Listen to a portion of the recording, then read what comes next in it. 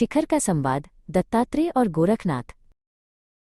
बहुत समय पहले की बात है, जब गिरनार पर्वत की चोटियां बादलों से बातें करती थीं। महान योगी गोरखनाथ सत्य की खोज में और भी गहरे उतरने के लिए इस दुर्गम पर्वत की ऊंचाइयों पर चढ़ रहे थे। उनके मन में केवल एक ही अभिलाषा थी, उस परम गुरु के दर्शन करना जो स्वयं में ब्रह्म का स्वरूप हैं। हवाएं तेज थीं और रास्ता पथरीला, लेकिन गोरखनाथ के कदम अडिग थे।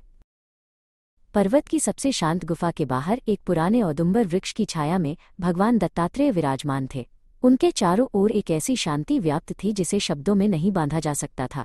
उनके चेहरे पर अनंत काल की मुस्कान थी। वो किसी की प्रतीक्षा नहीं कर रहे थे, क्योंकि उनके लिए समय का कोई अस्तित्व नहीं था। वह स्वयं में पूर्ण और मुक्त थे। जैसे ही गोरखनाथ उस पवित्र स्थान पर पहुंचे, उनकी आंखें दत्तात्रेय के तेज से चौंधिया गईं। उन्होंने तुरंत अपने घुटने टेके और श्रद्धापूर्वक अपना सिर झुका दिया।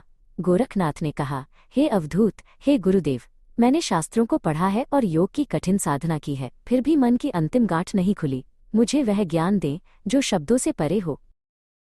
दत्तात्रेय ने अपनी आंखें खोली और गोरखनाथ की ओर देखा।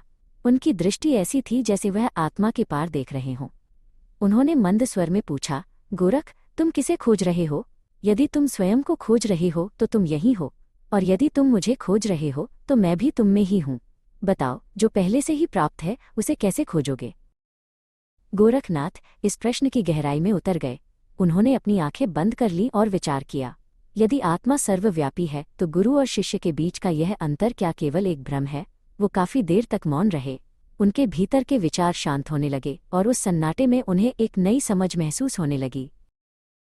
कुछ समय बाद दत्तात्रेय ने मुस्कुराते हुए गोरखनाथ को अपने पास बैठने का संकेत दिया। दोनों महायोगी अब आमने सामने बैठे थे। दत्तात्रेय ने कहा, गोरख, योग केवल शरीर को मोड़ना या श्वास को रोकना नहीं है।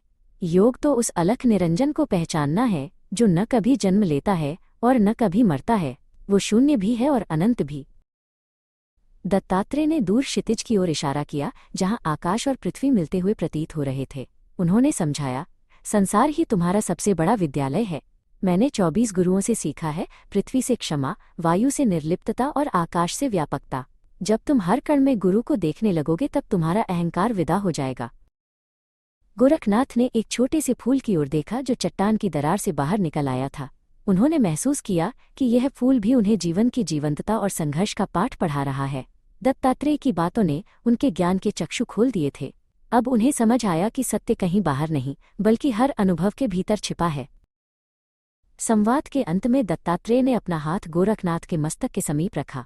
एक दिव्य ऊर्जा का संचार हुआ। गोरखनाथ को अनुभव हुआ कि गुरु और शिष्य के बीच की दूरी समाप्त हो गई है। वो और दत्तात्रेय अलग नहीं थे, वे एक ही चैतन्य के दो रूप थे। यह मौन का सबसे शक्तिशाली संवाद था। जब गोरखनाथ पर्वत से नीचे उतरने लगे तो वो वही व्यक्ति नहीं थे जो ऊपर आए थे। उनके हृदय में दत्तात्रेय की शिक्षाएं और अलख निरंजन का नाद गूंज रहा था। दत्तात्रेय वहीं अचल बैठे रहे, जैसे वो पर्वत का ही एक हिस्सा हों।